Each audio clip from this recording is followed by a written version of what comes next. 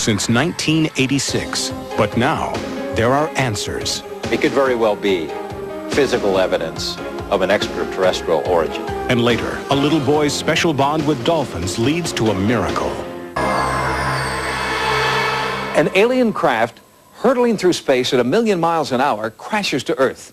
Debris is scattered over a desolate landscape. The military moves in and retrieves the evidence, covering up their tracks.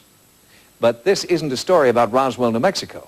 It's a remote place called Height 611 in eastern Siberia, and Sightings is there to investigate. Many UFO sightings have occurred in clusters called flaps, and ufologists charge that military bases are the object of alien reconnaissance, especially bases where nuclear weapons are stored. In recent years, sightings have occurred near military installations in New Mexico, Nevada, and Florida.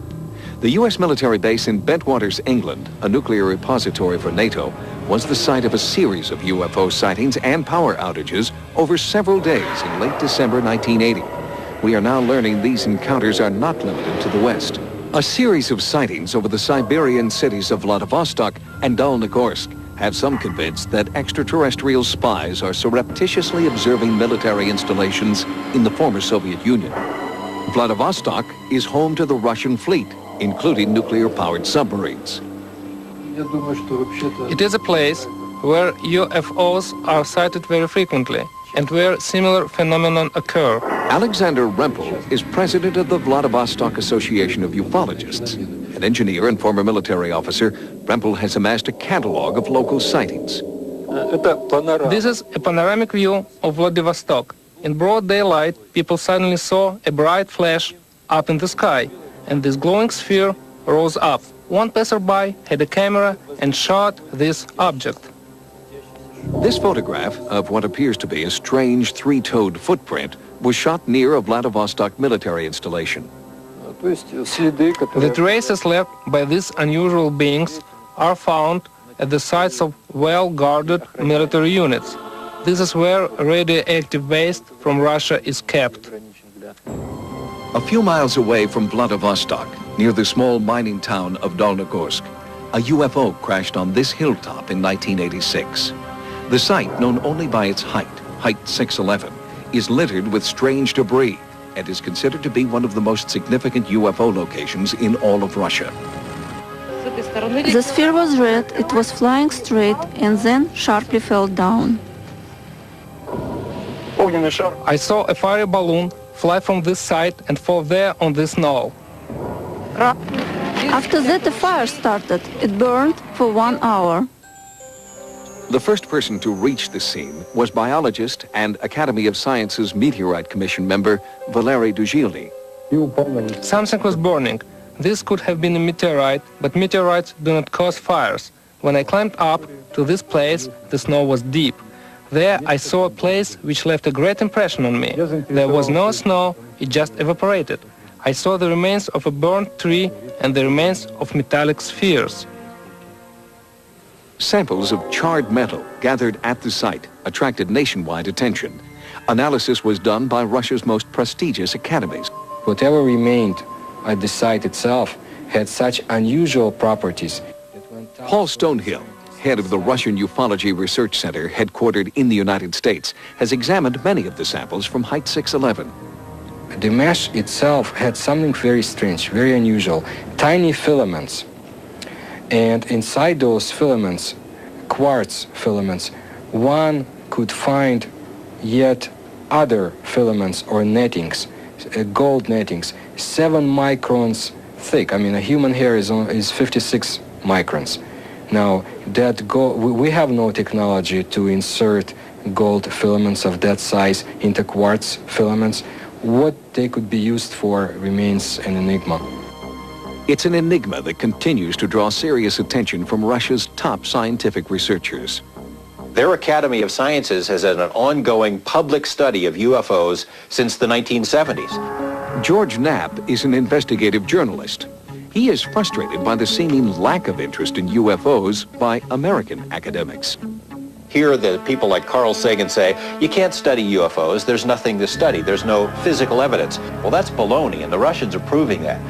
Their Academy of Sciences, the most respected scientific organization in that nation, has been studying it for decades. They do what scientists are supposed to do. They take samples, they conduct experiments, they dig in the soil, they check for radiation, and they've come up with some fairly amazing results. In the case of samples collected by scientists at Height 611, the results are startling. It could very well be physical evidence of an extraterrestrial origin. That was the conclusion of the initial scientific team that went to the site. There were strange alloys in there that couldn't be readily identified. Rare earth metals in combinations that have never been seen of a natural origin. Here we can see the results of our tests. The sample contains elements such as lanthanum, nickel, and some others. But most importantly, it contains the elements promethium. The element promethium is artificial. It cannot be found on the Earth. Human subject testing also took place. In a controlled study, physicians and medical researchers examined those who had worked at Height 611 in the days following the UFO incident. Samples of blood, blood pressure and pulse were taken. For the group that went to the top of Height 611, the number of red blood cells, the differential blood count was altered, and the amount of elements in the blood rose.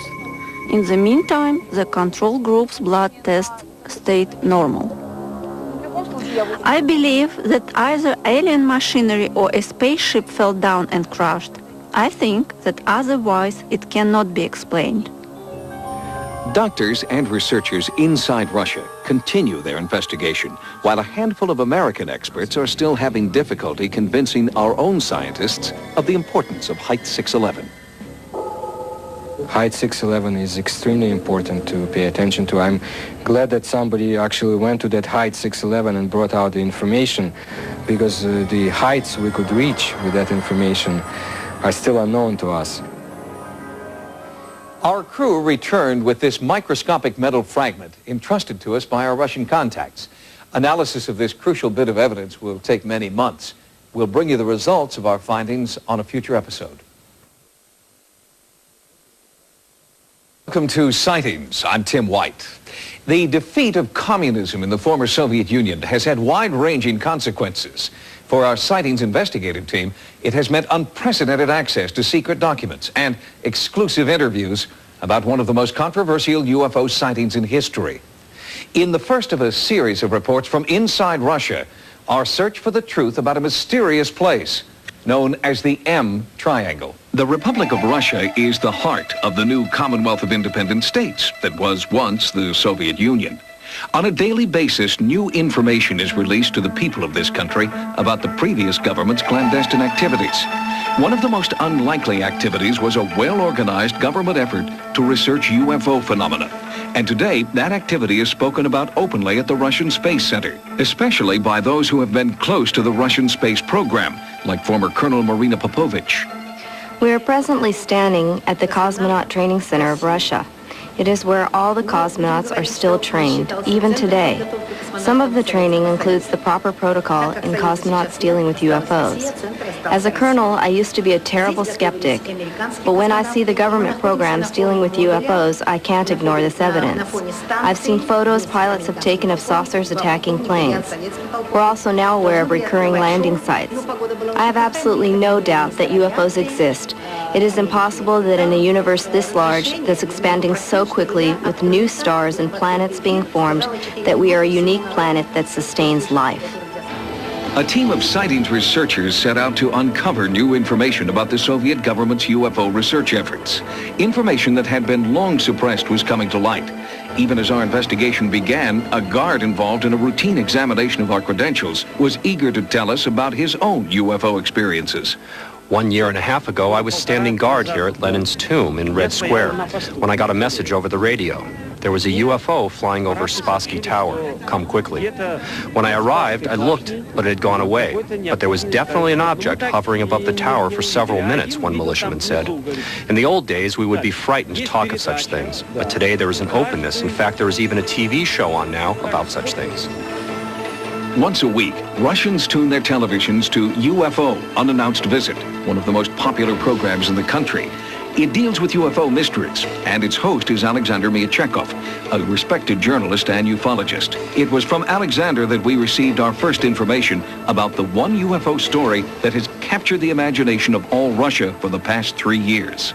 We have a very interesting and mysterious area around the city of Perm. The incidents that happened in that area are hard to believe, so unbelievable that it is hard to compare that area to any other area of anomaly.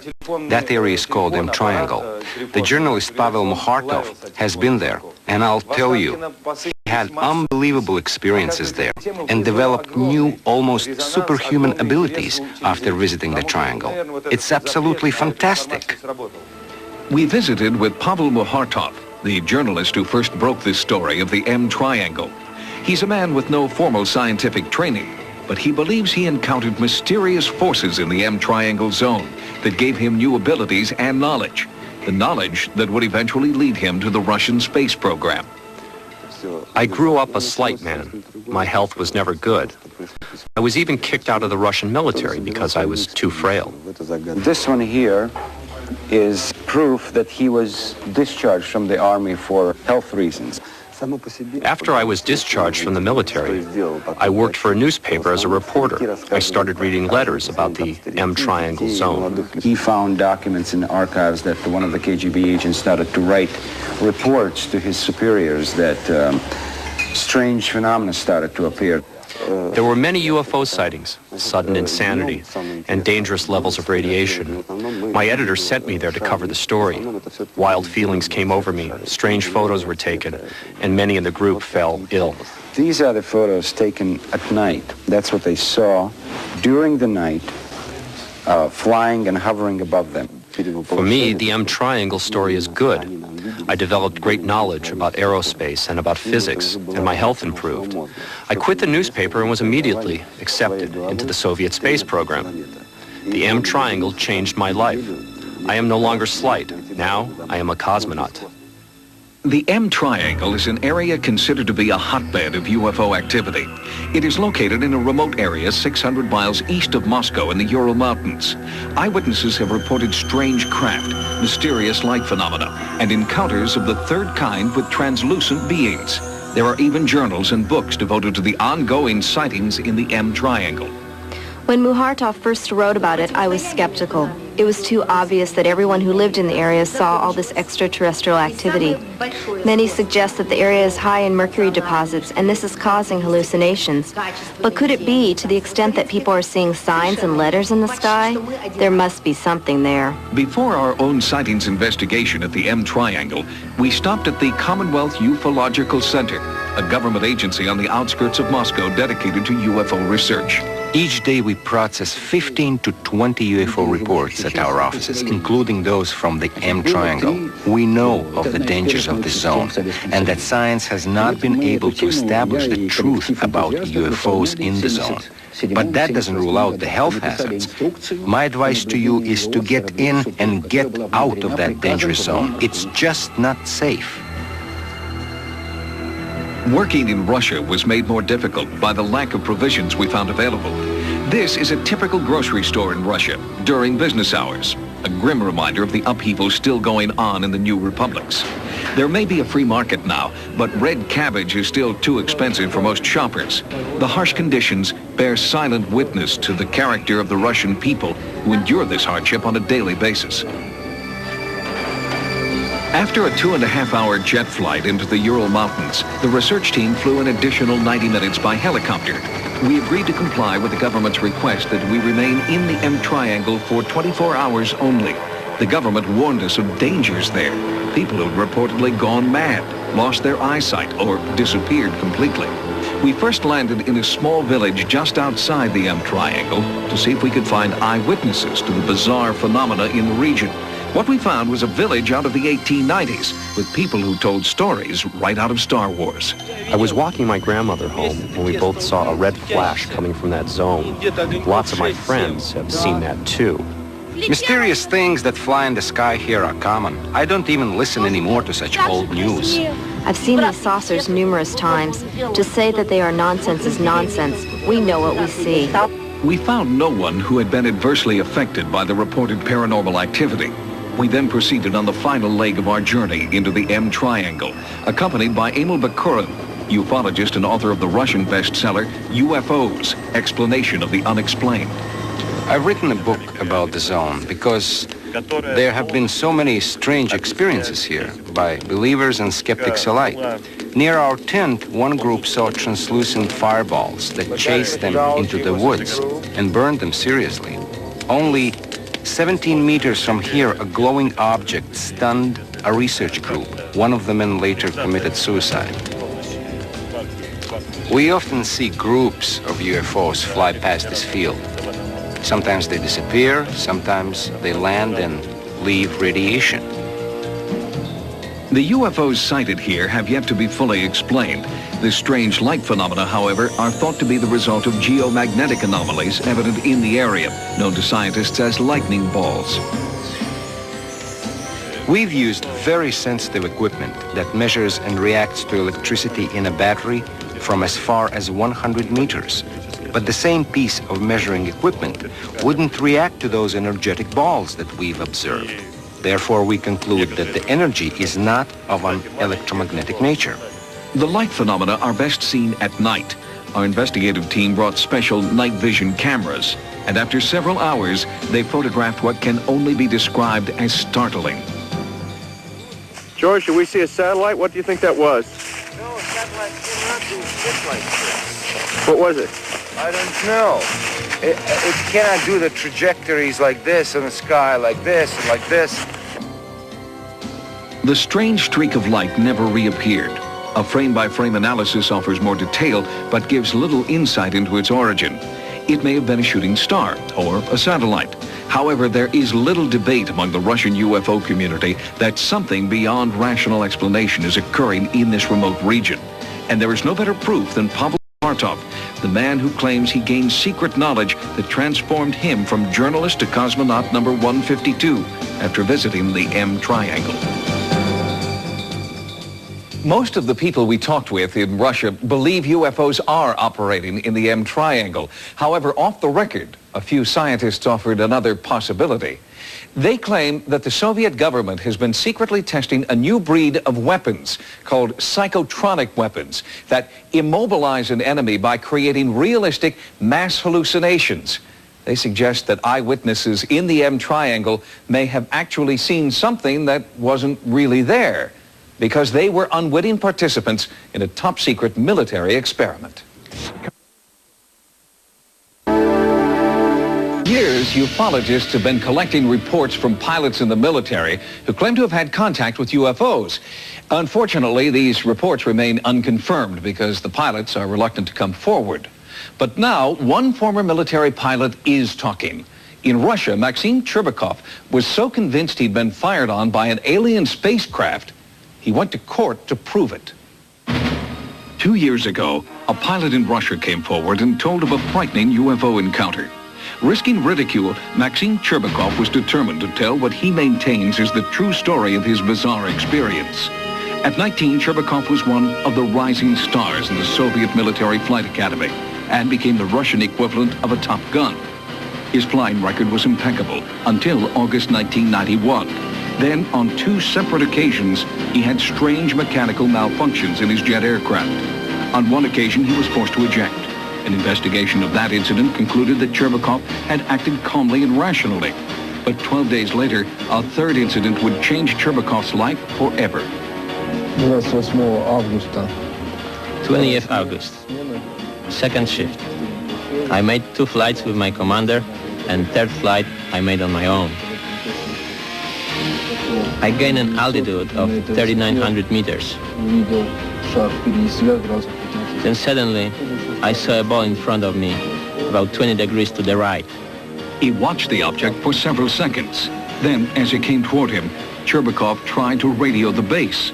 The light from the UFO was blinding. A sense of unexplainable fear came over me. On the back of my head, I began experiencing warmth. I felt as if someone was present and watching me. My movements were under control, controlled by someone other than me. Cherbakov claims the reddish-yellow object started maneuvering around the aircraft. For several minutes, it kept up with the jet's airspeed and mimicked its movements. During that time, Cherbakov was unable to communicate with his base commander. The radio emitted only a squealing sound. Pilot Cherbakov's description of the UFO moving relative to his own airplane is really quite common. Dr. Richard Haynes has documented over 3,000 pilot sightings of UFOs. I have thousands and thousands of cases of pilots in daylight encounters with structured objects in the sense of having three-dimensional mass, in the sense of having aerodynamic kinds of flight behavior relative to the aircraft. And so what he describes here fits in very nicely to what I have from hundreds of other pilots around the world. Suddenly, in rapid-fire succession, the generator in Cherbakov's jet failed. The instruments indicated a fire on board, and the cockpit filled with smoke. The base commander ordered Cherbakov to eject. I began arguing with the commander because the plane was still above the residential area. My altitude began to drop rapidly. I had to pull the plane out of a nosedive. At the altitude of 1,000 meters, I finally cleared the residential area and I ejected. 4 seconds later, the plane exploded. Cherbakov landed safely in a field and was rescued an hour later by a military helicopter. While officials combed the wreckage of the jet, Cherbakov was examined at a military hospital. An intensive 3-day interrogation followed. The interrogation was conducted with a sense of total distrust toward me. Right from the start, they told me that the first, the second, and now the third incident is all your own doing. Cherbakov was also interrogated by the KGB, who did not believe his story and charged him with insubordination and sabotage under the International Terrorism Act. Cherbakov claims the KGB threatened that if he did not tell the truth, he would be brought to trial, found guilty of terrorism, and shot by a firing squad. Vladimir Azhaja heads the Russian Center for the Study of UFOs, housed in the Ministry of the Interior in Moscow. Dr. Azhaja is considered one of the world's foremost experts on UFO phenomena and has studied Cherbakov's case. We concluded that Maxim has a normal, healthy psyche and is not inclined to fantasies. Retired Major General Albert Stubblebine is a former commanding general of U.S. Army intelligence. He witnessed and documented a hypnosis session conducted with Cherbakov by an American psychiatrist. As she was taking him into the trance, he changed from this terrorized, fear-ridden kid into a pilot, sitting in the cockpit, sitting in the seat, sitting with the controls, relating what was going on. There was a change in the individual. Anybody can fabricate. The question is, was he fabricating? And he struck me as a person who, in that situation, was not fabricating. Whatever it was that he was saying, he truly believed had happened to him. Maxime really believed he had not done anything wrong, in fact had done the right thing, and desperately wanted this sorted out. Although affidavits to that effect were presented at his court-martial hearing, the court still blamed Cherbakov for the destruction of his aircraft. But the military prosecutor admits that some of the evidence of Cherbakov's innocence was very convincing. From the beginning, I had doubts about the truthfulness of Cherbakov's statement.